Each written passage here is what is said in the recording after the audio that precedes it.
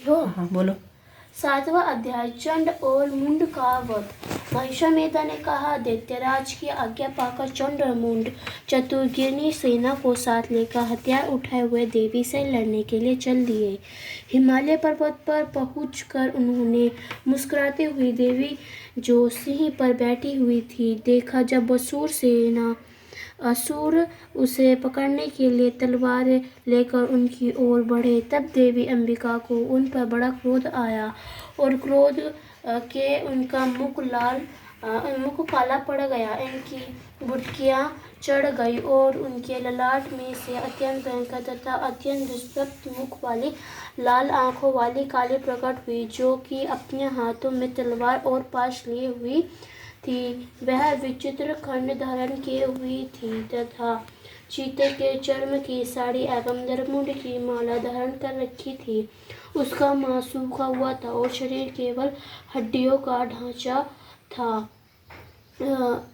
और जो भयंकर शब्द से दिशाओं को पूर्ण कर क्या हो रहा है, गदा और घंटा सहित हाथियों को एक हाथ से पकड़ पकड़ कर अपने मुंह में डाल रही थी।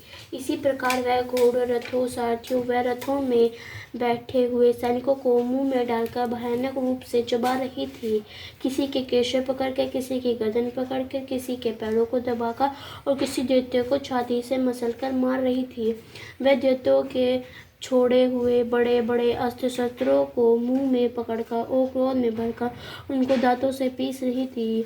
उसने कई बड़े बड़े असुर भस्म कर डाले, कितनों को रौंद डाला और कितनों उसकी मार के मारे भाग गए। कितने को उसने तलवार से मार डाला, कितनों को अपने दांतों से समाप्त कर दिया। इस प्रकार से देवी ने क्षण भर में संपूर्ण दैत्य सेना को नष्ट कर दिया। यह देख महापराक्रमी चंड देवी की ओर लपका और मुंड से भी देवी पर अपने भयानक बाणों की वर्षा आरंभ कर दी और अपनी हजारों चक्र उस पर छोड़े। उस समय वह चमकते हुए बाण वह चक्र देवी के मुख में प्रविष्ट हुए इस प्रकार दिख रहे थे जैसे मानो बहुत से सूर्य मेघों की घटा में प्रविष्ट हो रहे हो।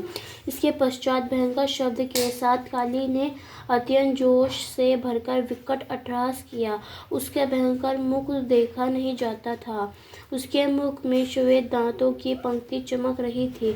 फिर उसने तलवार हाथ में लेकर मरा हुआ देखकर मुंड देवी की ओर लपका, परंतु देवी ने क्रोध में भरकर उसे भी अपनी तलवार से यमलोक पहुंचा दिया।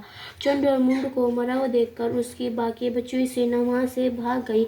इसके पश्चात काली चंड और मुंड के कटे हुए सिरों को लेकर चंडिका के पास गई और प्रचंड अट्टहास के साथ कहने लगी, हे देवी, चंड और मुंड दो दैत्यों को मारकर तुम्हारी भेंट कर रही हूँ।